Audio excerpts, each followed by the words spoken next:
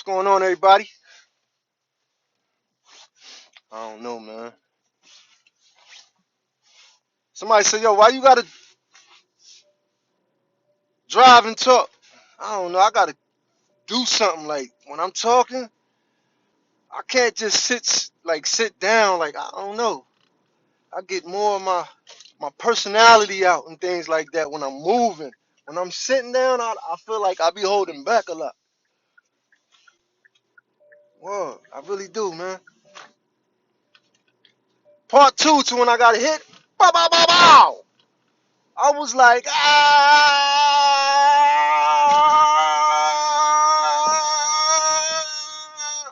for real. Part two to that, man. My leg was crazy, yo. My leg, right? I lost so much blood, and my leg was so swole that they couldn't sew me up. Like right after I had my surgery, they had to. I could see my meat, yo. Let me tell you something, man. The pain that I felt, right?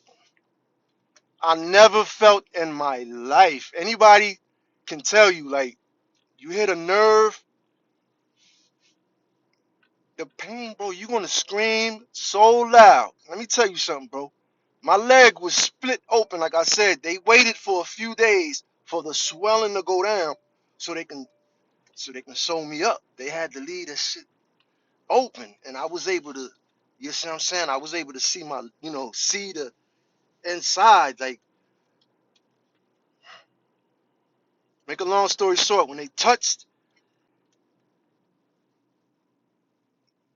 because they didn't touch the outside of my skin. Like when I got shot, like I told you, they had to cut both sides.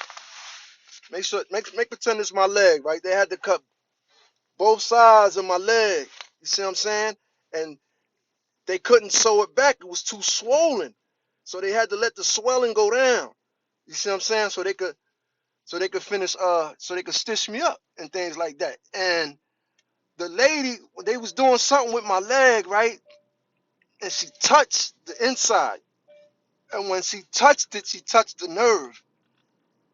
And you see I'm doing my finger like this? Because every time I think about that shit hurted like a mug, boy. Let me tell you something, bro. I screamed so loud when she touched that nerve, when she touched my leg, bro. I screamed so loud that the police, they was shook. The police was shook, bro. They was in there like, what's up with you? Like, they thought I was, yo, my nigga, this shit was hurting. It was hurting. I was in a lot of pain, man. And I had to finish off the story with the depression and things like that because I left a lot of parts out.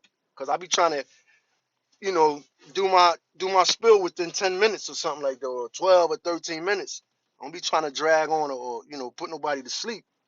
But like I said, I'll be forgetting a lot of things.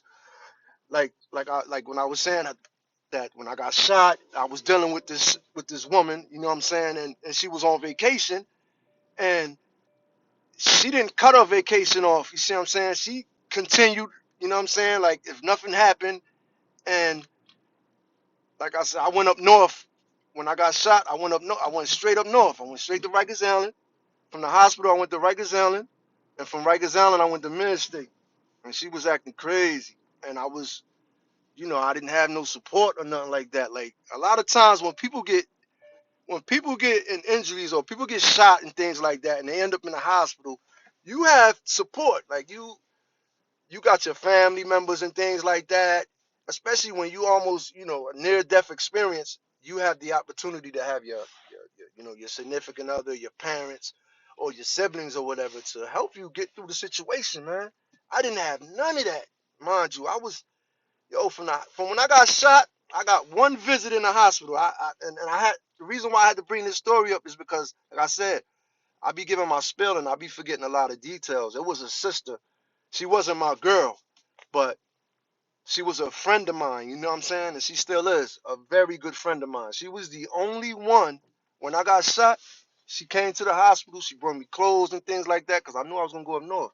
Mind you, when I got shot, they ripped my clothes. I didn't have anything. and they was gonna send me up north in a hospital suit or probably some clothes from the donation box or whatever. She came, she brought me socks, slippers, sweatsuits, and things like that. To this day, I'll never forget this sister, man. Older sister, man. Whoa, she held me down, man. She she was with me. You know what I'm saying? Like when I got shot, when a lot of people get shot or things like that, you can tell your parents or things like that. I wasn't able to tell my mother. My mother didn't know I got shot. I got shot. She didn't know I got shot till like 3 or 4 years later. Cause she happened to see the scar on my leg. And she like, what's that? And I tried to hide it, but you know what I'm saying? Like I said, she ended up seeing it. And she asked me what it was. Like I said, the reason why I didn't tell my mother I got shot, for one, my mother's deaf, right? She's very emotional. Very, very, very, very emotional. And for me to tell her something like that, I probably would have put my mother in the hospital. You know what I'm saying? That's just how she is. Like she loved real hard. You know what I'm saying? She wears her emotions, everything on her. You can see it. It's not like a lot of people can hide their emotions and stuff like that. My mother can't hide it. You can always tell what she's going through. That's just how That's just how my mother is. Like I said, I couldn't tell my mother I got shot because I just couldn't tell her. Like, I couldn't tell her. So like I said, when I got shot, I went straight to Rikers Island, and from Rikers Island I went to Mid State.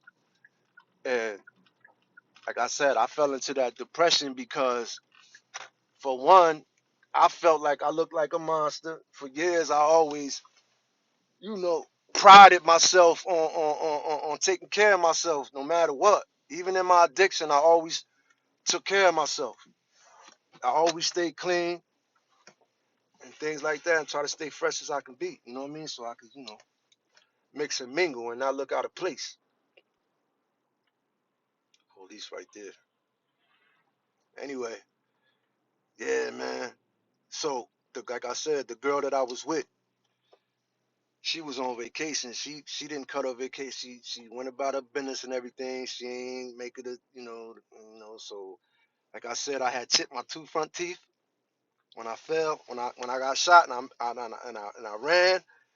And I told y'all when I went up to the lake, on the first steps, I just collapsed. And when I collapsed, I fell on my face.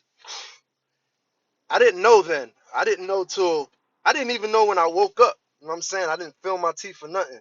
How I knew was it was it was time for me to boo boo. I had to poop.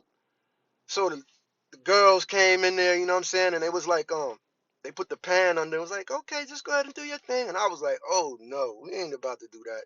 No way. And they was like, well, the only other way is for you to get up and go to the bathroom. I made it my business to get up and make my way to the bathroom. Yes, I did. With all my strength. I wasn't about to poop like that. No way. Anyway, I made it to the bathroom, and when I looked in the mirror, I looked at my face, I looked at my teeth. Bro, I looked like a monster, bro. Not only did I look like a monster, I felt like a monster. They it tore me up. It tore me up. Like I said, they had to take veins out of the right leg to put to the left leg because they hit me in my femoral artery. So the gunshot, along with the sister, it had a lot to do with my depression, man. I was in mid state, and it was a tough time, but it also taught me that you know that no matter what, you got to get up, man, and push and give it everything you have to get yourself in order mentally and physically. Nobody's gonna be there. That's my message for you. People ain't always going to be around. You're going to be going through some things in your life that if you keep, committing these same acts and keep doing the same thing over and over again, you're going to be by yourself, just like I was. I end up having all the family. I got so much family that when I got shot, I was by myself. I was by myself until the sister came and visited me and things like that. But I was an inmate, and people just couldn't come up and see me like that. They had it like visiting days in the county. That's how they had it. They had to fill out something, fill out a form and things like that to come visit me. So it was a rough time in my life, man. Whoa, but I'm here today before you to give you my spill. But just the quick message to you brothers and sisters out there is you keep doing the same things over and over again. Your family and everybody that you got that's holding you down and supporting you, they're not gonna be there for long, man. It's gonna be a time where you're gonna do this by yourself, like I did. People get tired of sending you money, sending you packages and things like that. They get tired of it, man. I had my bids always was taken care of. I always had everything, food, clothes, plenty of kicks, all kinds of stuff. I always had all that. Always had it all. I did a violation, bro, and I guess my people, everybody was just like, yo, you know what? He got a year violation, right? He gonna do this thing on his own, on the grizzy. Boy, I was in mid-states. My guy suffering, bro. Not suffering, man, but I just, I was used to always having, and this time I had to, get it out the mud. I got a job in the mess hall, and man, it was rough, man. It was rough. It was rough, but I got through it, you know what I'm saying? And all by the grace of God that I'm able to give you my spill today. In hopes that, somebody could get my message, take my message, and pass it on, man, to the next person. Real quick, do me a favor, hit that like and subscribe button, please. It don't cost nothing at all. And you might learn something. Salute to everybody. Assalamu alaikum to the Muslim. I'm out.